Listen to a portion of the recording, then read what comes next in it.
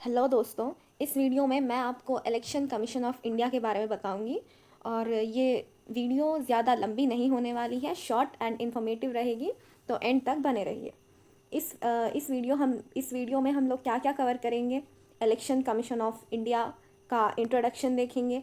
उसके बाद हम लोग देखेंगे इलेक्शन कमीशन ऑफ इंडिया के पावर्स एंड फंक्शंस, उसका कॉम्पोजिशन, क्या क्या इंपॉर्टेंट ऑफिसर्स, क्या क्या इंपॉर्टेंट पोस्ट होती है इलेक्शन कमीशन ऑफ इंडिया की, और अपॉइंटमेंट, कौन अपॉइंट करता है, किस तरह अपॉइंट किया जाता है ऑफिसर्स को, और किस तरह निकाला जाता है, रिमूवल और टेन्योर भी देखेंगे। इसके साथ साथ मैं आपको एक बहुत ही इम्पॉर्टेंट सी इन्फॉर्मेशन इस वीडियो में देने वाली हूँ, जो कि है अपॉइंटमेंट से जुड़ा हुआ।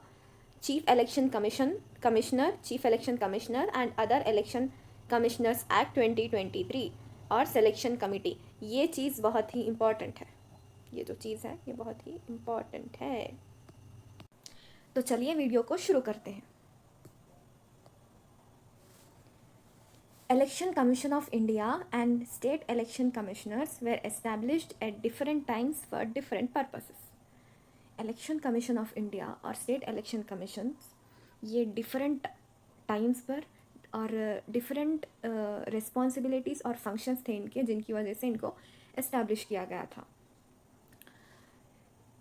इलेक्शन कमीशन ऑफ इंडिया को 25 जनवरी 1950 में इस्टेब्लिश किया गया था आर्टिकल 324 के अंडर। और ये जो इलेक्शन कमीशन ऑफ इंडिया है ये इंडिया के लिए एक ही इंस्टीट्यूशन है, लेकिन स्टेट इलेक्शन कमीशंस जो है ना, वो हर स्टेट का अलग इंस्टीट्यूशन होता है। महाराष्ट्र है, महाराष्ट्र का अलग हो गया, सॉरी मैं क्या कर रही हूँ, महाराष्ट्र है, इसका अलग state election commission. Andhra Pradesh है, इसका अलग। तमिलनाडु, इसका अलग। बिहार, इसका अलग। तो हर स्टेट का अपना स्टेट इलेक्शन कमीशन होता है। ये बहुत बड़ा डिफरेंस है इलेक्शन कमीशन ऑफ इंडिया में और स्टेट इलेक्शन कमीशंस में। State election commissions are result of 73rd and 74th Constitutional Amendment Act 1992 under Article 243K and Article 243ZA.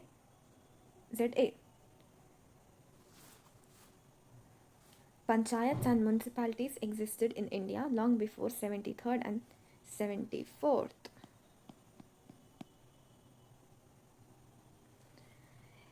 दोस्तों, इस स्टेट इलेक्शन कमीशंस जो है ना, वो कब, किस वजह, मतलब कैसे इस्टेब्लिश किया गया इन इंस्टीट्यूशंस को, वो है result 73rd and 74th constitutional amendment act. 73rd constitutional amendment act panchayat Raj institutions को कॉन्स्टिट्यूशनल स्ट्रेंथ देता है 73rd अमेंडमेंट एक्ट। और 74th अमेंडमेंट एक्ट किसको स्ट्रेंथ करता है?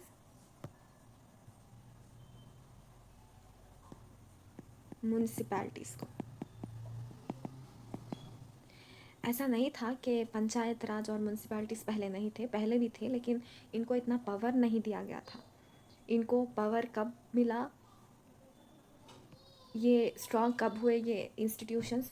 73rd and 74th constitutional amendment act के बाद।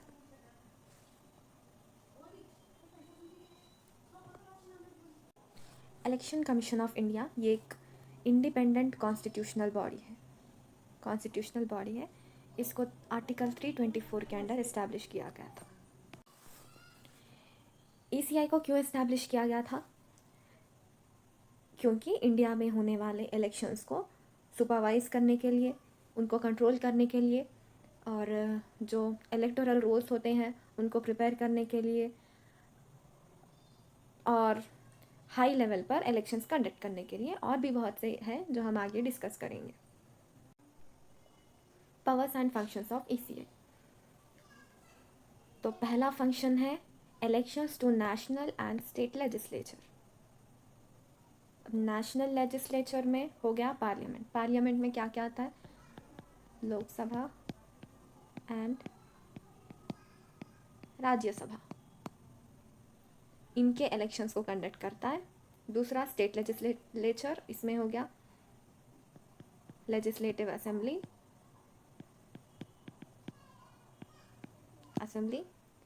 लेजिस्लेटिव काउंसिल, ये स्टेट लेजिस्लेचर हो गया। तीसरा है प्रेसिडेंट, चौथा है वाइस प्रेसिडेंट। इनके इलेक्शंस को कंडक्ट करता है इलेक्शन कमीशन ऑफ इंडिया। और दूसरा फंक्शन है voter registration and electoral rolls. Voters हर साल नए नए वोटर्स निकल कर आते हैं। ये सब अपने आप उसी दिन तो वोटिंग करने जाते नहीं हो, तो एक प्रोसेस होता है ना हर चीज़ का। तो पहले वोटर्स को रजिस्टर किया जाता है, फिर उनके सारे डिटेल्स होते हैं, वेरीफाई किया जाता है, प्रोसेस होता है। तो वोटर रजिस्ट्रेशन और इलेक्टोरल रूल्स प्रिपेयर करना भी ईसीआई का बहुत इम्पॉर्टेंट फंक्शन है। तीसरा फंक्शन है रिकॉग्निशन ऑफ पॉलिटिकल पार्टीज़। कोई भी उठकर कह देगा कि मैं पॉलिटिकल पार्टी हूँ, मुझे इलेक्शन में ठहरने का चांस दीजिए, तो ऐसे ही नहीं दे सकते ना। अगर ऐसे करने दिया तो कल को हर कोई ठहर कर ये कह देने लग जाएगा कि मैं भी एक पॉलिटिकल पार्टी हूँ। तो इसके ऐसे और भी प्रॉब्लम्स को दबाने के लिए रिकॉग्नाइज़ किया जाता है पॉलिटिकल पार्टीज़ को, रिकॉग्निशन दी जाती है इलेक्शन कमीशन ऑफ इंडिया के द्वारा। और इनको कैटेगराइज भी किया जाता है कि कौन सी पार्टी नेशनल है, कौन सी पार्टी स्टेट है। उसके परफॉर्मेंस पर डिपेंड करता है, पार्टी की परफॉर्मेंस पर डिपेंड करता है कि उसको नेशनल पार्टी का स्टेटस देना है या स्टेट पार्टी का। और भी एक फंक्शन है जो है एलोकेटिंग सिंबल्स।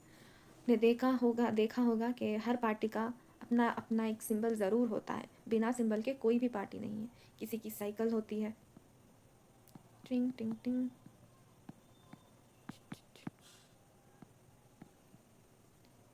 किसी की साइकिल होती है, किसी की कार होती है, तो किसी की लोटस होता है,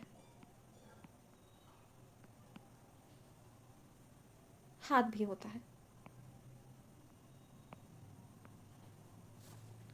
तो ये सारे ऐसे सिंबल्स होते हैं जो वो अपने आप से नहीं लेते सिंबल्स, उनको इलेक्शन कमीशन ऑफ इंडिया उनको अप्रूव करती है उन सिंबल्स को, तब जाकर उनका वो सिंबल बनता है।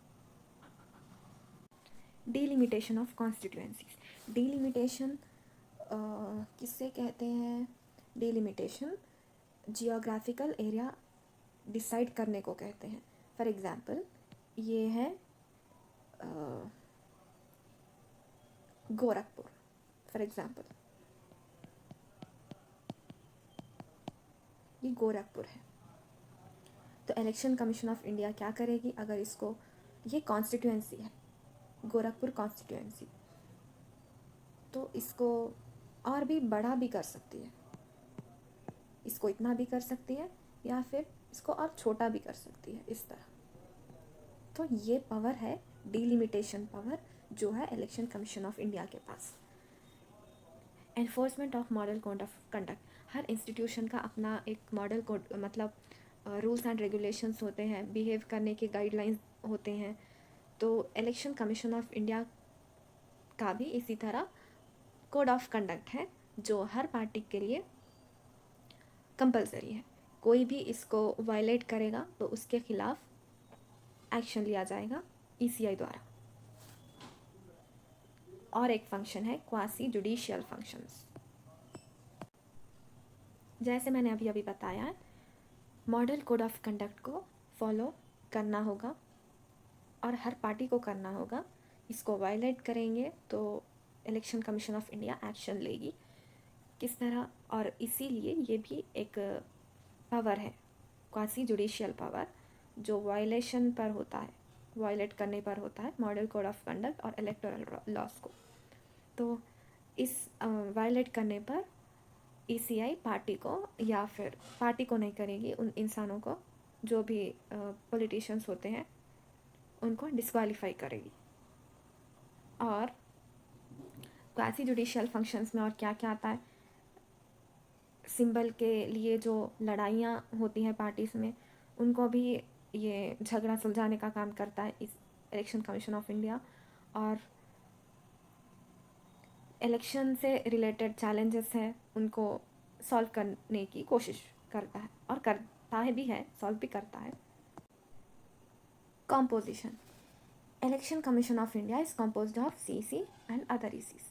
Election Commission of India में एक CEC होते हैं, CEC यानी chief election commissioner.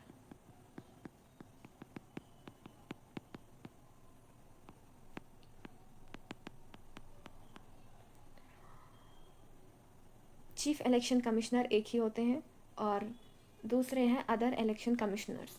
Other election commissioners कितने भी हो सकते हैं, ये 7 हो सकते हैं, ये 3 हो सकते हैं, और ये कितने होंगे ये डिसाइड कौन करेंगे, ये डिसाइड प्रेसिडेंट करेंगे। करंटली अभी के लिए ECI में एक चीफ इलेक्शन कमिश्नर है और दूसरे 3 इलेक्शन कमिश्नर्स हैं।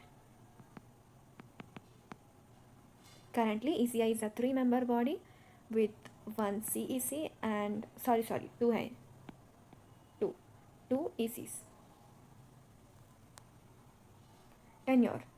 CEC and Chief Election Commissioner and election commissioners hold office for a term of 6 years or until they become 65 years old, whichever comes first. देखिए, या तो चीफ इलेक्शन कमिश्नर 6 साल के लिए अपना टर्म उस पोस्ट पर रह सकते हैं, या फिर 65 ईयर्स तक, उनकी एज 65 जैसे ही हो जाएगी उन्हें रिटायर होना पड़ेगा। अब मान लेते हैं ये जो हमारे CEC हैं, चीफ इलेक्शन कमिश्नर, ये बहुत यंग है, तो 65 ईयर्स का होने में इनको अभी बहुत टाइम है, तो ये अपने 6 साल पूरे कर पाएंगे, इनको 6 साल का टर्म मिलेगा। लेकिन हमारे दूसरे एक इंसान हैं, ये एक एग्जांपल है, ये थोड़े एज्ड हैं, सपोज 63 ईयर्स के हैं ये। अब ऐसे में इनको 6 साल करने का मौका नहीं मिलेगा। इनको ये जैसे ही 63 ईयर्स के हो जाएंगे, 65 ईयर्स के हो जाएंगे, इनको रिटायरमेंट लेना पड़ेगा। ये हमारे जो CEC थे, ये चलो मान लेते हैं 55 ईयर्स के थे, तो इनको 65 होने में अभी बहुत टाइम था, तो उस हिसाब से ये 6 ईयर्स अपने पूरे कर पाए। लेकिन ये 65 ईयर्स के हो जाएंगे, तो इन्हें 6 ईयर्स करने का मौका नहीं मिलेगा। तो ये इनका टेन्योर होता है चीफ इलेक्शन कमिश्नर्स का, तो विच एवर कम्स फर्स्ट। अब आते हैं अपॉइंटमेंट में। CEC and other ECs are appointed by President of India on the recommendation of State Election Committee. State Election Committee नहीं, सॉरी, Selection Committee। तो हमारे CEC and ECs को president appoint करते हैं। किस बेसिस पर? अपने से उठाकर किसी को भी CEC और ECs नहीं बनाएंगे, एक सिलेक्शन कमेटी होती है।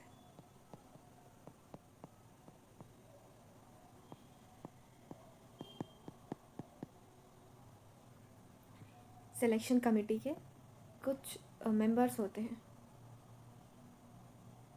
पहले CJI, दूसरे प्राइम मिनिस्टर, तीसरे लीडर ऑफ अपोजिशन। ये क्यों आया? ये आया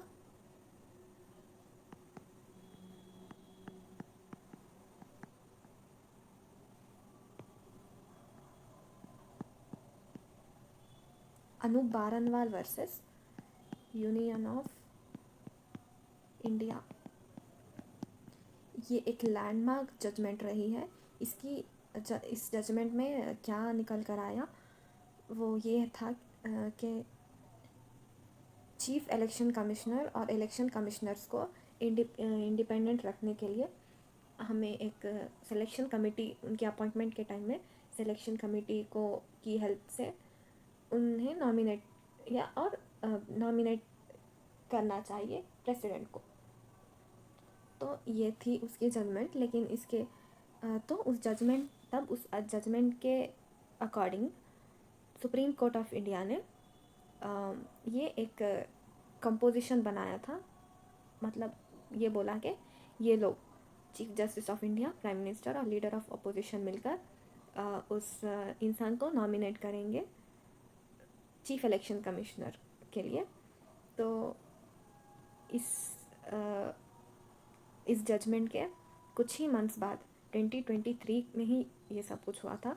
कुछ ही मंथ्स बाद एक बिल पास होती है पार्लियामेंट में, जिस हिसाब से सिलेक्शन कमेटी में एक चेंज, बहुत बड़ा इम्पॉर्टेंट चेंज आता है। वो है CJI, chief justice of India. इनको बदलकर किसको रखा जाता है?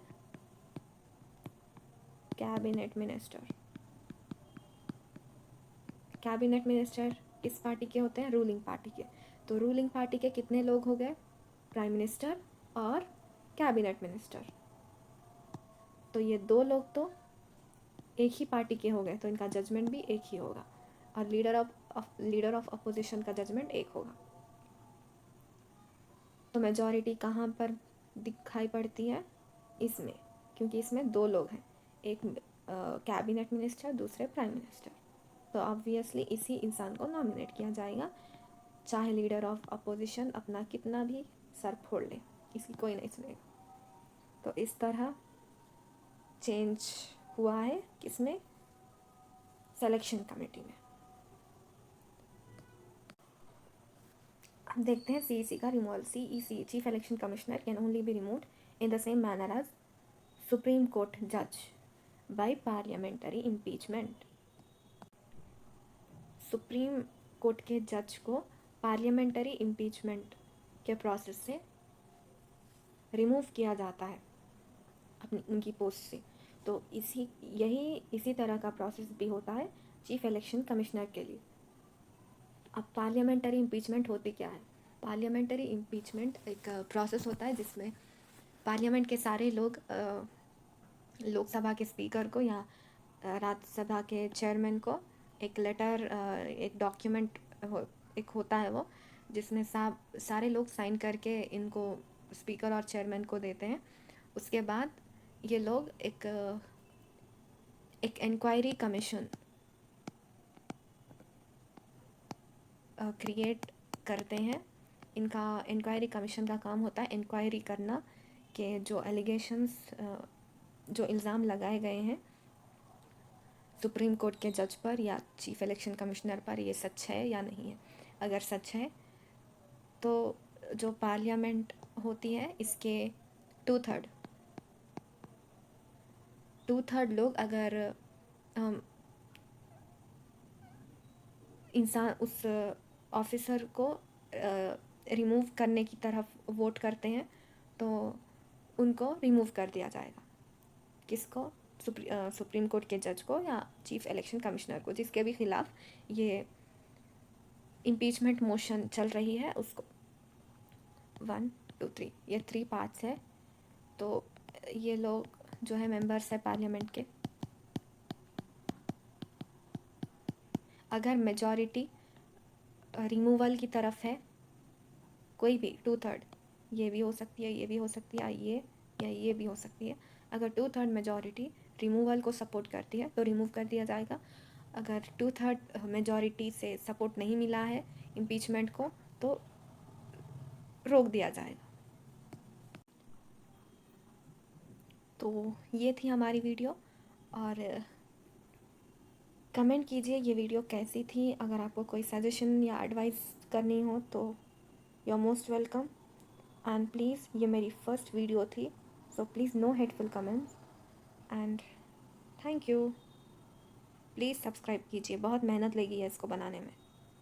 Thank you, bye bye.